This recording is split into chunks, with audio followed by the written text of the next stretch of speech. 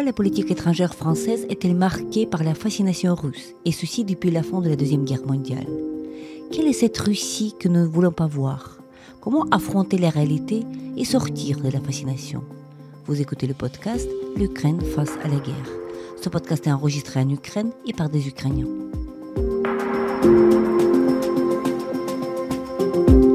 Dans ce podcast, nous racontons comment l'Ukraine continue à vivre et à résister face à l'agression russe. Nous proposons des analyses, mais aussi des témoignages. Nous essayons de vous faire comprendre l'Ukraine, son histoire, sa société et sa culture. Je m'appelle Tetiana Ogarkova, je suis universitaire et journaliste responsable du département international à l'Ukraine Crisis Media Center, une ONG dont la mission est d'informer le public étranger sur l'Ukraine. Avec moi, Elsa Vidal, rédactrice en chef de la rédaction russe de RFI, auteure de l'ouvrage La fascination russe. Cet ouvrage explore les racines de la politique pro-russe en France et cherche à regarder le régime russe en face.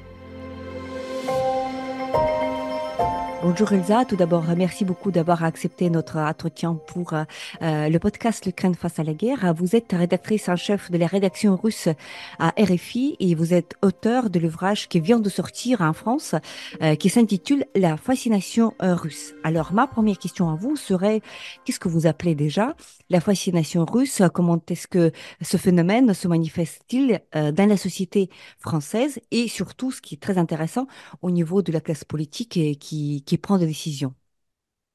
Eh bien, en France, la fascination russe dans la population, elle se manifeste tout d'abord dans une vision du monde où il y aurait entre deux grandes puissances héritées de la guerre froide, les États-Unis et la Russie, la France qui jouerait un rôle de puissance médiatrice et qui donnerait d'ailleurs une préférence à la Russie, tout d'abord pour équilibrer la superpuissance américaine, perçue comme dangereuse pour la souveraineté nationale, et cette préférence donnée à la Russie, elle s'exerce aussi au niveau européen en faisant préférer à la France et à ses dirigeants le dialogue avec les dirigeants russes plutôt que le dialogue et la loyauté vis-à-vis d'autres pays membres désormais de l'Union européenne et pour partie de l'OTAN, qui sont ceux qui forment avec nous les 27 États membres de l'Union. Et ça a pour conséquence également de faire prononcer des phrases comme la Russie est une voisine et elle ne va pas déménager. Dans cette phrase, on se rend compte que les dirigeants, quand ils la prononcent, ont l'impression que les frontières françaises et les frontières russes sont communes et ils font complètement abstraction de l'existence d'États libres et souverains entre le territoire hexagonal et le territoire russe, dont ils ont peine à comprendre les identités, les trajectoires et qui ne se représentent pas comme des partenaires stratégiques. Je pense que ce qui nous éclaire beaucoup sur ces représentations, c'est le fait que, typiquement, lorsque nous avons construit l'élargissement de l'UE à ces pays d'Europe centrale et orientale, notamment, et à d'anciens pays de l'URSS, nous avons construit avec eux une politique de voisinage et avec la Russie, un partenariat, car les dirigeants russes que nous avons approchés faisaient très clairement comprendre à nos diplomates qu'ils ne souhaitaient pas être un voisin, ils souhaitaient être un partenaire stratégique. Les États qui se trouvent donc entre la France et la Russie sont des États compris jusque-là comme des États de second ordre. Et je pense qu'il y a dans cette conception une affinité d'ancien empire à ancien empire et beaucoup de nostalgie pour la grandeur soi-disant perdue de la France. Oui, tout à fait. La grandeur de France que vous évoquez très souvent dans les pages de votre ouvrage. Et vous parlez beaucoup aussi de l'héritage de Général de Gaulle dans l'histoire relativement récente, dans l'histoire du XXe siècle. Pourquoi est-ce que la figure de Charles de Gaulle est tellement une figure de clé pour cet imaginaire politique et qu'on retrouve en France beaucoup plus que dans d'autres pays voisins de ce qu'on appelle la vieille Europe. Voilà. Alors, effectivement, en France, on se trouve face à une figure de la politique qui projette une ombre dont il est extrêmement difficile de sortir quand nous parlons en particulier des relations entre la France et la Russie, c'est effectivement le général de Gaulle. Et pourquoi? Parce que cette fascination russe, elle s'exerce en particulier sur la droite française et les droites gaullistes tout particulièrement. Cette figure du général de Gaulle, ce qui est particulier, en plus de, en quelque sorte, l'emprise incontournable de celle-ci sur le champ politique, c'est qu'elle se fait en méconnaissant toute une partie de son héritage ou de ses prises d'opposition. Et c'est ce qui m'a particulièrement semblé paradoxal, au sens où, dans le débat concernant les relations franco-russes, on se rappelle ou on évoque la figure du général de Gaulle essentiellement pour faire référence à sa politique d'équilibre vis-à-vis des États-Unis, c'est-à-dire à sa capacité à développer une relation avec l'Union soviétique, une relation qui a d'abord consisté en des échanges scientifiques ou techniques, mais on occulte complètement la dimension stratégique, militaire et politique qui veut que tout de même le général de Gaulle ait su faire preuve d'une très grande fermeté vis-à-vis de l'Union soviétique lorsqu'il jugeait que celle-ci menaçait la paix internationale. Je prends deux exemples dans ce livre qui ne sont jamais cités par les partisans d'une relation privilégiée entre la France et la Russie.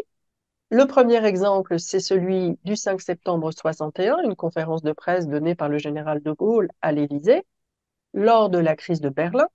Dans cette conférence de presse, le président de la République exprime très clairement le fait que face à l'impérialisme soviétique, il est absolument indispensable de faire face et de ne pas se laisser intimider, faute de quoi l'agressivité soviétique serait renforcée.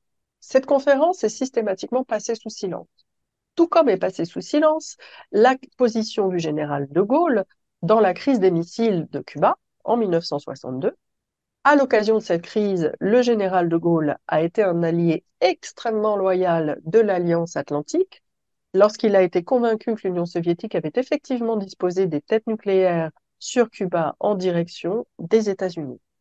Et on oublie aussi, au décours de cette dispute internationale qui a été la crise la plus tendue autour de la question nucléaire dans le monde, qu'en 63, face à l'ambassadeur soviétique à Paris, le général de Gaulle avait répondu que si jamais les Russes décidaient, les Soviétiques, pardon, une erreur à ne pas faire, les Soviétiques décidaient de recourir à l'arme nucléaire, alors la France se verrait contrainte de faire de même et que dans ce cas-là, nous mourrions tous ensemble. Donc le général de Gaulle n'a jamais eu peur de recourir à la rhétorique de la dissuasion nucléaire, ni de faire preuve de fermeté face à ses interlocuteurs soviétiques. Il n'empêche qu'il a aussi utilisé la relation avec l'Union soviétique pour soutenir la croissance économique de la France et pour trouver des débouchés, et parfois pour avoir un allié pour contrer les États-Unis quand les stratégies américaines ne convenaient pas aux intérêts nationaux français. Mais cet aspect-là, cet aspect d'un général absolument capable de faire front devant l'agressivité soviétique est systématiquement laissé dans l'ombre par ceux qui s'en servent au contraire pour justifier une alliance préférentielle de la France avec la Russie. Oui, tout à fait. Donc après Général de Gaulle, il y a bien sûr d'autres chefs d'État que vous passez en révision en quelque sorte, parce que votre premier chapitre, qui s'intitule Paris préfère Moscou, vous parlez bien sûr de président actuel Emmanuel Macron, mais vous parlez tout aussi bien de Mitterrand, de Jacques Chirac, de Nicolas Sarkozy et de François Absolument. Hollande. Et donc ce qui apparaît dans vos pages, c'est que, avec une exception selon vous, avec une exception de François Hollande, tous les autres après, voilà, donc Mitterrand, Chirac, Sarkozy, tous avaient une certaine, voilà, ce privilège pour la Russie. Et donc François Hollande qui entre, voilà, qui obtient son poste de président justement au moment crucial de l'agression russe, notamment en Ukraine. C'est une histoire qui nous est très familière parce que c'est justement les accords de Minsk, le format Normandie, tout ceci, ça passe Absolument. sous la présidence de François Hollande. Donc pourquoi cette figure de François Hollande fait exception? Hum. Alors, la figure de François Hollande fait exception dans le panorama des présidents français qui se sont succédés depuis 1991, en ce que c'est le seul qui, de manière très explicite, a été et a fait preuve d'une grande indifférence aux techniques de manipulation ou aux techniques d'intimidation du président russe Vladimir Poutine. Et c'est le seul qui a pu l'exprimer de manière extrêmement claire et qui définit l'approche mise en œuvre par le président Vladimir Poutine en disant qu'il s'appuie sur un cocktail composé d'un tiers de charme, d'un tiers de brutalité et d'un tiers de mensonge. Et c'est un cocktail qui, jusque-là, avait plutôt parlé à certains de nos présidents qui, peut-être y a-t-il un lien d'ailleurs avec votre première question, à la recherche d'un homme fort, s'étaient trouvés favorablement impressionnés par le personnage de Vladimir Poutine, en tout cas le personnage que ce dernier a construit et la manière dont il a construit son aura de président de la Fédération de Russie. Et moi, je risque une hypothèse, je dis que François Hollande, c'est sans doute en raison de sa culture socialiste, héritière de la SFIO, qui ne s'est pas montré perméable à cette forme d'influence et qui a au contraire conçu une relation avec Vladimir Poutine qui n'était pas basée sur une affinité. Ensuite, il y a effectivement les accords de Minsk que vous mentionnez. Alors, François Hollande a effectivement conclu les accords de Minsk. En tout cas, il était président à cette période et les accords de Minsk ont été conclus selon sa parole, essentiellement pour préserver l'Ukraine du point de vue militaire. Donc, ils ont été conclus dans une situation d'infériorité militaire, ce qui, malheureusement, fait qu'ils étaient, dans leur esprit, défavorables à l'Ukraine. Ce que je retiens aussi de la présidence de François Hollande, en dépit de cette situation sur les accords de Minsk, c'est d'avoir décidé que la France ne pouvait pas honorablement honorer un contrat qu'elle avait conclu avec la Russie, en la personne de Nicolas Sarkozy, lorsqu'il a été décidé que la France procéderait à la vente de deux navires de guerre, deux BPC de classe Mistral, alors que ce contrat avait été conclu juste après l'agression russe sur la Géorgie et qu'il n'était pas possible, alors même que la Russie déstabilisait et commençait une guerre en Ukraine, de leur livrer ces matériels de guerre qui auraient permis à l'agression russe de remporter un succès rapide et flagrant. Oui, tout à fait. Donc, cette histoire de la Géorgie qui précède l'épisode, le grand épisode ukrainien, mais avant, il y avait aussi l'histoire de Moldavie. Vous, d'ailleurs, vous traitez beaucoup Absolument. dans vos pages sur ces deux guerres de Tchétchénie, dont vous avez une connaissance profonde. Justement, deux guerres qui ont été traitées, été vues par la classe politique française comme une affaire intérieure, ce qui, on peut Absolument. imaginer, comme révoltant, étant donné la cruauté, étant donné voilà, les Les tortures, les violations. meurtres, les violations des droits de l'homme et tout ceci. Donc, cette incapacité française que de voir les autres, hein, à part la Russie, qui s'en sort. Donc, Oui, c'était une histoire qui était là. Quand vous parlez de Emmanuel Macron, donc, bien sûr, voilà, vous le classez aussi parmi des présidents plutôt pro-russes, surtout au départ. Vous mhm, parlez beaucoup longuement sur cette philosophie, cette approche de reset. Reset, ça veut dire voilà une relation, voilà, relancer des relations avec Moscou. Pourtant, ici, avec Emmanuel Macron, qui est déjà son deuxième terme de la présidence, on voit certains changements aussi, puisque voilà, les déclarations tout à fait récentes d'Emmanuel Macron, qui bien sûr ne font pas partie de votre livre, hein, parce que le livre était écrit et publié avant, mais on voit actuellement qu'il y a quand même une leçon tirée, sans doute, par Emmanuel Macron, parce qu'il y a des déclarations dans le sens que la France ne peut pas exclure même l'emploi de troupes occidentales sur le sol ukrainien, même si cette déclaration est assez floue, il est pour l'instant vide de actions concrètes, mais voilà, ça, on a l'impression d'entrer dans une phase un peu nouvelle, n'est-ce pas? absolument. Voilà. Donc, quel serait votre commentaire? Mais écoutez, je pense que Emmanuel Macron, et c'est peut-être quelque chose qui est typique de sa manière de faire de la politique, est un homme qui peut évoluer très vite dans ses positions, et en tout cas évoluer radicalement dans ses positions. Et il me semble qu'il y a vraiment un avant et un après dans la position de la France, durant les présidences d'Emmanuel Macron, au sens où c'est le président qui commence par vouloir faire une relance des relations avec la Russie, là où le président Obama avait échoué, en quelque sorte, et que à partir de Bratislava, donc à partir de juin 2023, la position française entre dans une nouvelle phase et quitte l'orbite, j'ai envie de dire, pro-russe pour définitivement, je l'espère, faire le choix des alliés européens et des membres de l'Union européenne qui sont eux aussi menacés par l'impérialisme russe et pour prendre très fermement parti pour l'Ukraine et enfin nommer la nécessité d'une victoire ukrainienne et d'une défaite russe dans la guerre actuelle.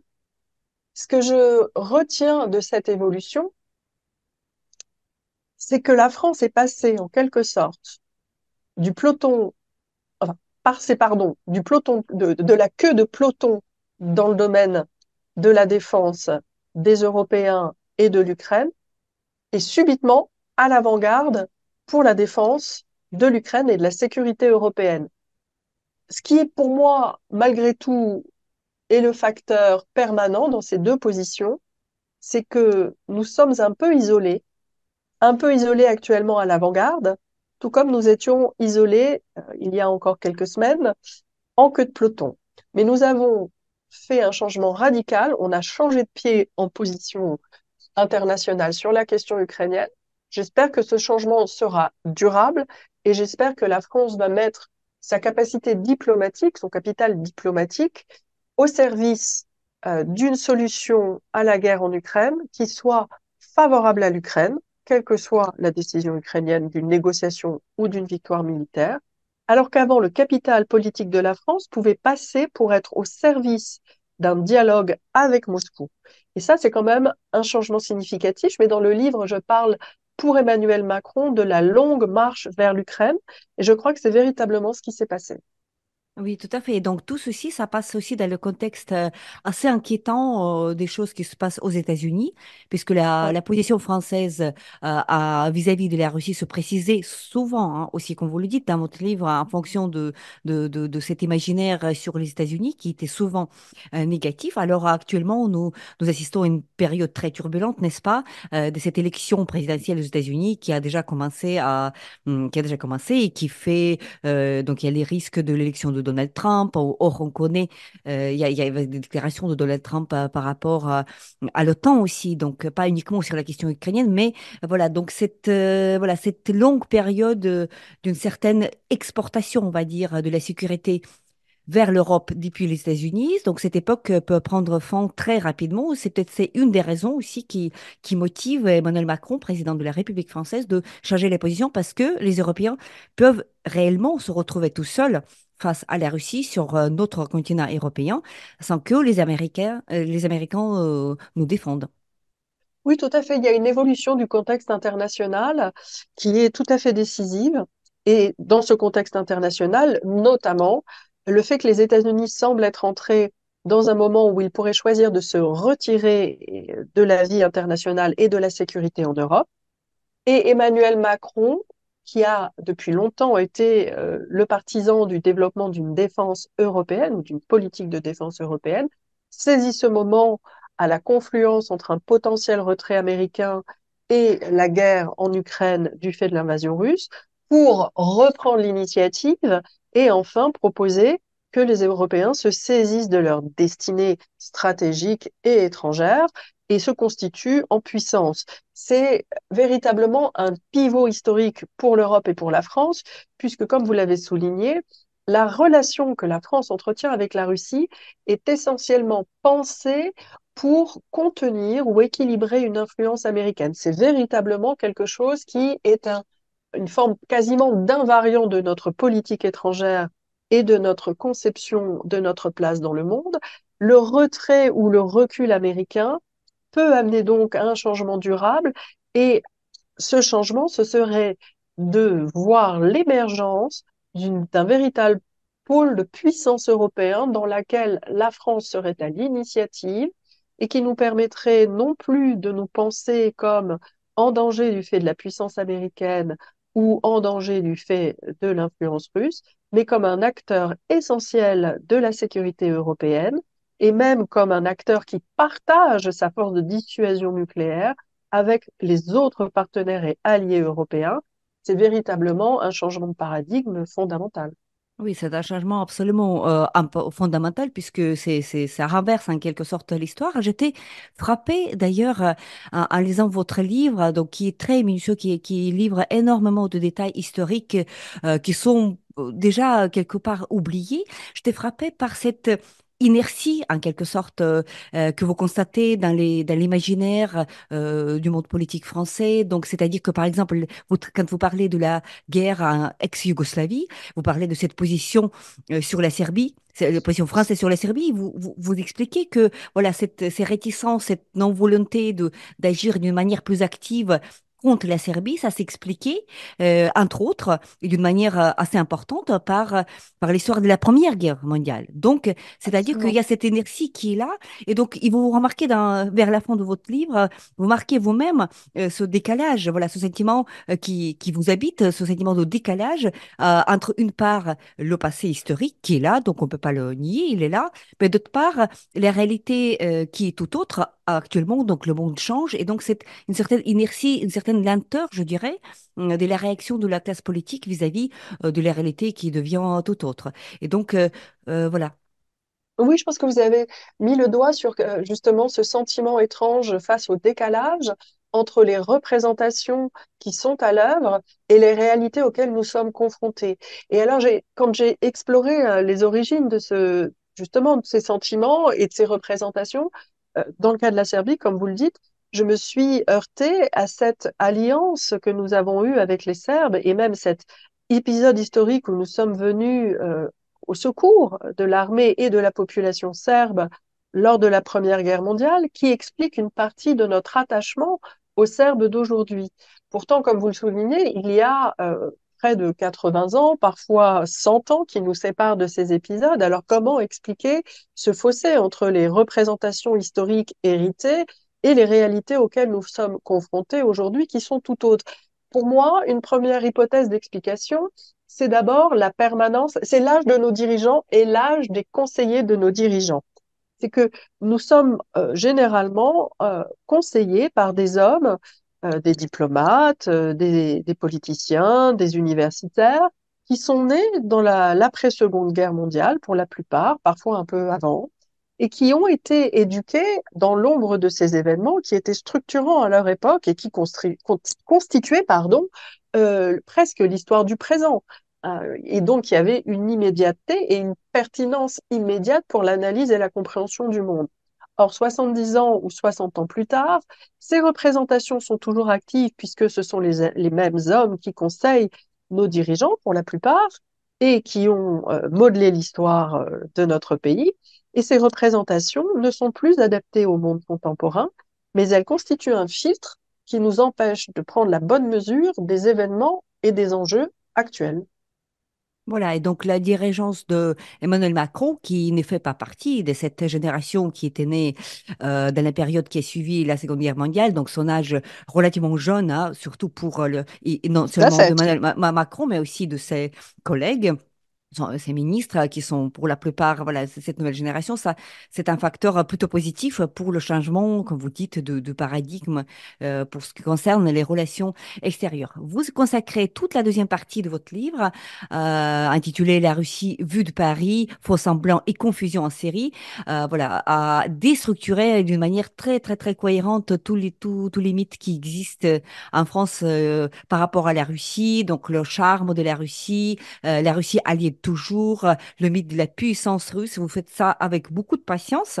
Et donc, vous terminez par dire que la Russie que nous ne voulons pas voir. Alors voilà, cette Russie qui vous connaissez en tant que chercheuse, vous avez enseigné, n'est-ce pas, en Russie pendant un certain temps. Vous avez des réseaux, des amis, des collègues en Russie. Donc, quelle est la Russie que la France ne veut pas voir? Eh bien, moi, je pense que la France, et tout particulièrement les dirigeants, mais aussi le corps diplomatique français, pour certains, n'ont pas voulu regarder la Russie à hauteur d'homme et à hauteur de société.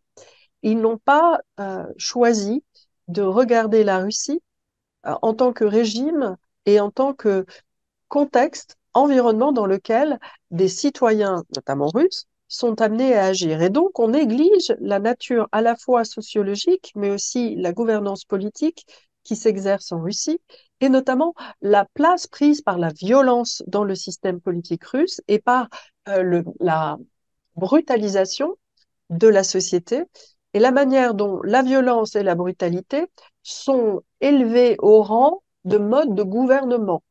Et ça, c'est quelque chose que nous avons délibérément choisi d'occulter. Pourquoi? Parce que ça permettait de faire passer toute la partie répressive du régime, tant en Tchétchénie pendant les deux guerres, que vis-à-vis de la population russe dans son ensemble par l'appareil répressif qui se développe très activement depuis au moins 2012. Cela permettait de le faire passer pour des affaires intérieures et ne pas avoir à nous positionner vis-à-vis de ces violations quasi systématiques des droits de l'homme et des engagements internationaux de la Russie. Donc nous avons préféré considérer la Russie comme un État avec lequel nous avions des intérêts communs en faisant l'économie de, du développement d'une vision militarisée, agressive et dominatrice de la politique en Russie vis-à-vis des citoyens russes, mais qui ne pouvait pas manquer de commencer à s'exprimer à l'extérieur du pays. Et nous n'avons jamais voulu voir un schéma dans l'ensemble des guerres coloniales que la Russie, dès 1992, a commencé à mener vis-à-vis de ses voisins dont elle entendait contrôler le destin. Donc c'est pour moi essentiellement en raison de cette affinité que nous avons développée vis-à-vis de la Russie en tant qu'ancien empire qui ne veut pas mourir, que nos dirigeants ont préféré considérer la Russie comme une puissance avec laquelle nous pouvions faire des affaires et nous allier en confiance, alors que la montée en puissance en Russie de la violence avait déjà commencé à s'exercer à l'extérieur des frontières. Et malheureusement, cette agression et cette violence, nous avons pu, nous les Ukrainiens, nous avons pu le constater de nos propres yeux, notamment dans cette guerre totale qui est menée depuis février 2022 ici, donc avec des tortures, avec des viols, avec des destructions des villages, des maisons qui dépassent en quelque sorte même les objectifs militaires. On se pose la question, mais pourquoi tout détruire? Et donc, je me rappelle, nos collègues de PEN Ukraine se sont rendus dans la région de Kharkiv la semaine dernière Mhm. et ils nous ont envoyé des photos d'une inscription faite par des soldats russes sur une maison d'un village dans cette région de Kharkiv. Et donc, c'était là, ce qui était écrit par un soldat russe, c'est que ce n'est pas un crime de guerre si toi, tu as eu le plaisir de le faire. Donc, Ah, cette relation, voilà, quelque part, mm, voilà, sauvage, hein, n'est-ce pas? Donc c'est ouais. pas un crime de guerre si toi, tu as eu le plaisir.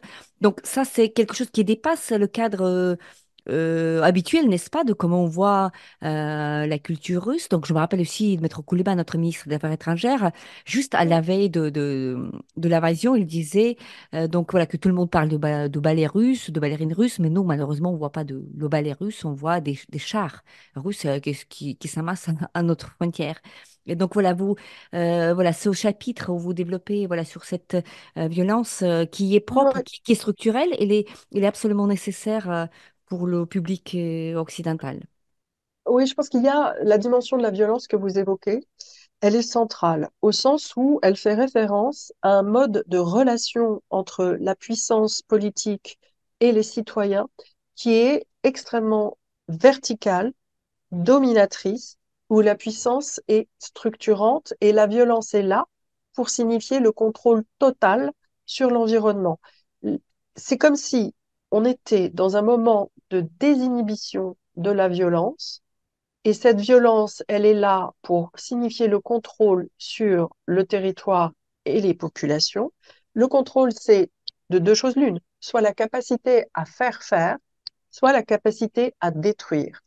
Et dans la contestation que le pouvoir de Vladimir Poutine est en train de mettre en œuvre, contestation de la puissance occidentale et du modèle démocratique, la violence occupe une place cardinale. Pourquoi? Parce que dans le modèle démocratique, nous demandons aux individus et nous éduquons les individus pour qu'ils limitent l'espace de leur pouvoir, leur pulsion de violence et leur volonté de puissance, de manière à ce que nous puissions vivre ensemble de manière pacifiée. Dans la contestation du modèle démocratique par les dirigeants russes, il s'agit au contraire d'attirer des soutiens en proposant à ceux qui les rejoignent de pouvoir jouir d'une capacité de contrôle et donc d'exercice de leur violence totale. Et c'est à ce niveau-là, je pense, que s'exerce une forme aussi d'attraction sur les populations et dans nos modèles, dans nos sociétés occidentales et démocratiques, parmi les segments de nos populations qui sont mécontents de la politique de nos gouvernements respectifs et qui voudraient les renverser et qui, frustrés, voudraient pouvoir aussi exercer leur contrôle et leur violence. Et c'est en ça que le modèle russe est particulièrement dangereux et c'est en ça que le modèle russe est également en train d'essayer de déstabiliser nos démocraties. C'est la violence et la levée de l'interdit de la violence qui est au cœur de cette entreprise politique à l'heure actuelle. Je ne dis pas qu'il en a toujours été ainsi, je ne dis pas qu'il en sera toujours ainsi, mais avec ces dirigeants-là, c'est le programme politique qu'ils ont mis en place et qu'ils sont en train de mettre en œuvre. Voilà, et cette violence, elle s'accompagne aussi de non-respect de ce qu'on appelle le droit international, qui peut paraître abstrait, mais qui est d'ailleurs tout à fait concret. Ce qu'on oublie souvent quand on parle de cette guerre russe contre l'Ukraine, c'est que la Russie avait reconnu, n'est-ce pas, l'indépendance de l'Ukraine dans les frontières Absolument. de 91. Oui, Et aujourd'hui, quand on entend, par exemple, Dmitri Medvedev ou bien Vladimir Poutine dire que l'Ukraine, c'est un pays artificiel, que oui, c'est une zone, ils étaient toujours russes, et alors ils peuvent pas être que russes. La même chose pour Géorgie, c'est-à-dire que toutes ces reconnaissances des frontières, ils étaient accomplis. C'est pas que la Russie n'avait pas reconnu. Donc cette manière de procéder, donc d'accepter et puis de violer pas la parole, mais la coordonnée, c'est-à-dire que bien sûr que la chute de l'URSS, c'était un moment pénible pour la Russie parce qu'il cessait en quelque sorte d'être un empire, même si elle reste. D'ailleurs, vous écrivez dans votre livre sur tous les peuples qui existent en Russie que c'est pas du tout un État-nation. non, C'est une formation étatique qui est composée de plusieurs peuples. Et donc, c'est en quelque sorte toujours cette présence de peuples, n'est-ce pas, comme on considérait l'Union soviétique. absolument. Voilà.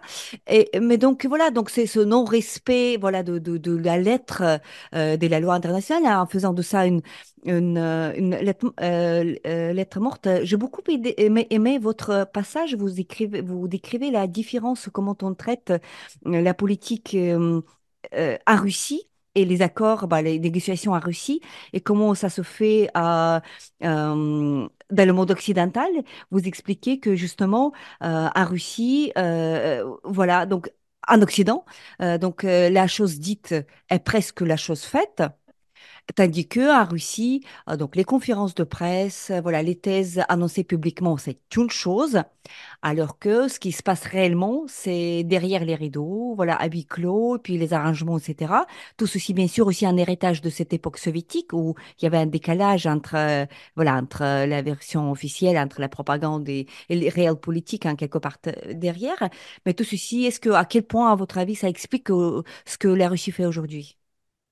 Je pense que, effectivement, nous sommes dans les démocraties confrontés à une manière de faire de la politique qui nous est profondément étrangère quand on n'a pas eu l'expérience de travailler et de négocier avec des interlocuteurs en Russie.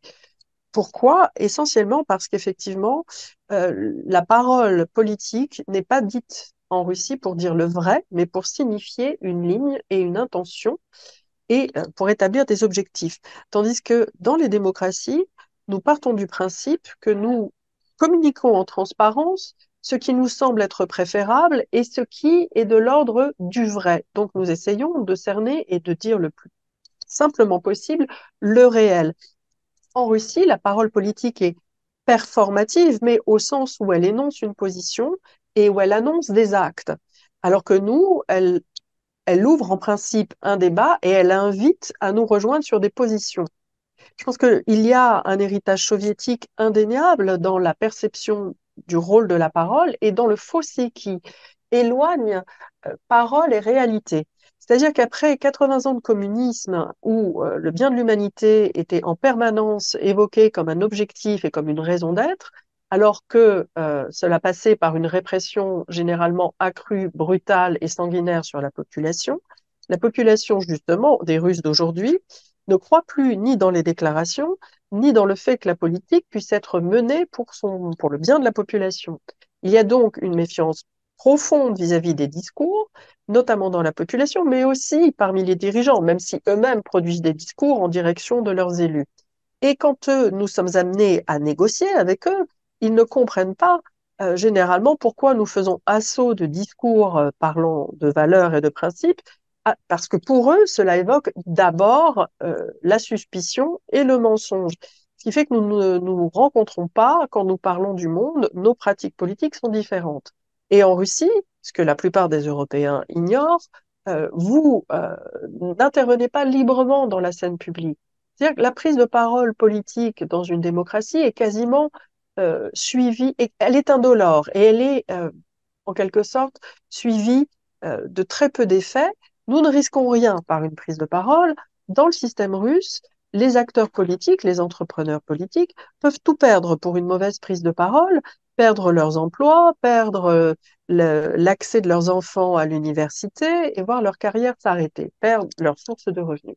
Et donc, il en découle que lorsque vous prenez position sur la scène publique en Russie, vous vous êtes d'abord concerté avec les principaux acteurs et vous dites ce qu'il faut que vous disiez pour pouvoir vous maintenir dans l'arène politique. Et nous sommes généralement en Europe assez ignorants de ce distinguo, et c'est pour ça que notre parole est souvent porteuse d'effets que nous ne contrôlons pas et que nous n'obtenons pas les objectifs que nous poursuivons par notre prise de parole. Il y a un malentendu fondamental.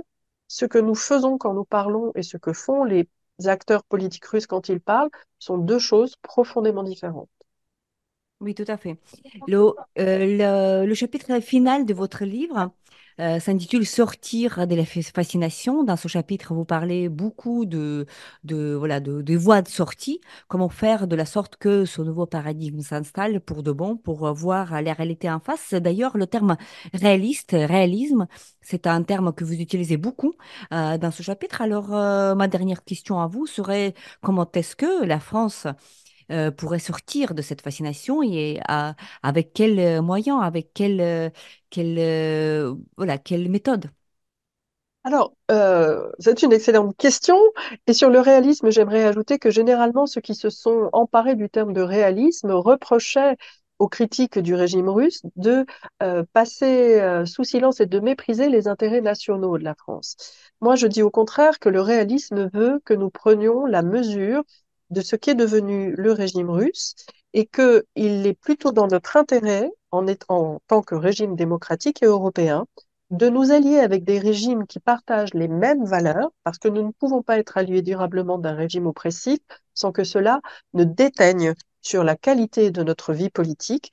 Je dis simplement que en s'emparant, si nous nous alignons sur les intérêts de la Russie, alors nous cesserons progressivement d'être une démocratie de plein droit. Ce que nous pouvons faire, c'est regarder le régime russe en face. Pour ceci, nous pouvons nous rapprocher non seulement des voisins de la Russie qui ont eu à souffrir ou qui souffrent encore comme l'Ukraine de l'impérialisme russe, nous pouvons écouter les Russes qui essayent de se libérer de ce gouvernement et nous pouvons favoriser nos relations avec les Russes et les voisins de la Russie qui partagent les valeurs démocratiques et libérales de l'Europe de manière à consolider notre puissance et à consolider notre modèle de gouvernance. Et de cette manière-là, nous renforcerons notre influence et nous pourrons aussi exercer cette influence sur la Russie. Je pense que pour ceux qui sont partisans d'une Europe qui aille de l'Atlantique à l'Oural, il n'y a pas de meilleur partenaire qu'une Russie démocratique, de manière à ramener la stabilité et la sécurité en Europe. On ne peut pas compter sur un État violent, autocrate et de plus en plus impérialiste pour être le garant de la stabilité en Europe. C'est une erreur rationnelle évidente que de faire ce genre de calcul, surtout quand, depuis 30 ans, nous avons eu la démonstration du contraire, c'est-à-dire que accéder aux demandes russes de faire des compromis territoriaux et de leur donner le contrôle de la souveraineté de leurs voisins n'a fait que renforcer l'impérialisme russe quand nous pensions qu'il allait, au contraire, le rassasier et l'éteindre. Oui, toute dernière chose, donc cette démocratie, cette Russie démocratique, est-ce que elle sera possible selon vous, puisque là, Pour en arriver là, il faudrait tout d'abord une défaite militaire, n'est-ce pas? Puisque le régime de Poutine, tant qu'il est en place, il ne pourra pas se démocratiser, n'est-ce pas, de l'intérieur. Et avec la disparition, la défaite du régime russe, ce qui est à attendre aussi, c'est la décomposition, n'est-ce pas, de tout le Mm, continent. Il n'est pas exclu le scénario de la décomposition de la Russie. Bien sûr que ce scénario, il est un peu tabou. Pour l'instant, on comprend qu'il mm. suscite beaucoup d'inquiétude Oui, en Europe parce que faire avec un pays avec l'arme nucléaire qui se décompose en 10 ou 15 États indépendants. Mais comme vous l'avez dit vous-même dans votre livre, que la Russie n'est pas homogène, donc on ne peut pas exclure, voilà, voilà, regarder les réalités en face, c'est aussi mhm, d'accepter une éventuelle décomposition et ensuite démocratisation, parce que si on arrive à avoir des États-nations dans ces territoires immenses, on pourrait avoir toute une autre configuration du continent européen avec beaucoup plus de sécurité et beaucoup plus d'espérance de la paix durable. absolument. Je dirais que le scénario le plus souhaitable et le plus stable pour nous, en réalité à long terme, c'est une démocratisation de la Russie. Mais le scénario le plus proche et le plus souhaitable en termes d'horizon temporel, ce serait une défaite militaire de la Russie en Ukraine, qui serait réimportée finalement dans le débat de politique intérieure russe sous la forme d'une chose, une leçon, c'est que l'impérialisme ne paye pas et qu'il faut donc poursuivre les intérêts de la Russie sous une forme pacifique, une forme de modèle d'influence. On peut se contenter tout simplement de voir l'impérialisme russe refluer, les troupes russes quitter la totalité du territoire ukrainien. Ça doit être l'objectif minimal. Et l'objectif maximal, si on veut regarder à plus long terme, c'est d'accepter une transformation ou de favoriser une transformation de la Russie en un régime plus démocratique et plus stable, que ce soit un régime semblable au nôtre, ce qui semble quasiment utopique, ou un régime qui, en tout cas, renoncerait à l'utilisation de la force pour faire valoir ses intérêts à l'extérieur de ses frontières. Il y a plusieurs tensions, plusieurs segments et plusieurs Russies à l'intérieur de la Russie. Généralement, effectivement, en Europe, quand on considère une évolution radicale du régime en Russie, on a d'abord un réflexe de crainte, puisqu'on craint l'effondrement. Il n'est pas dit que cet effondrement se traduise par une catastrophe s'il avait lieu. Ce serait peut-être d'ailleurs une transformation plutôt qu'un effondrement.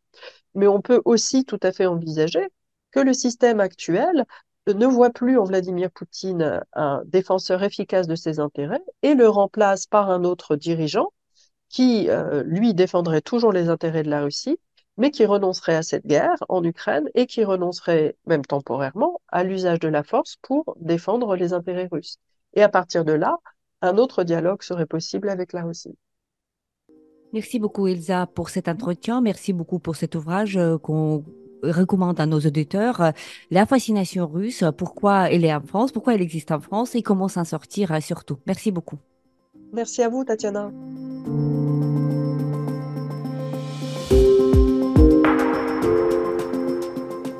C'était le podcast L'Ukraine face à la guerre. N'hésitez pas de partager cette émission. Nous n'allons pas tarder à enregistrer et diffuser d'autres épisodes. Je m'appelle Tetiana Ogarkova. J'étais accompagnée par Elsa Vidal, rédactrice en chef de la rédaction russe à RFI, auteure de l'ouvrage La fascination russe. Restez avec nous et soutenez l'Ukraine.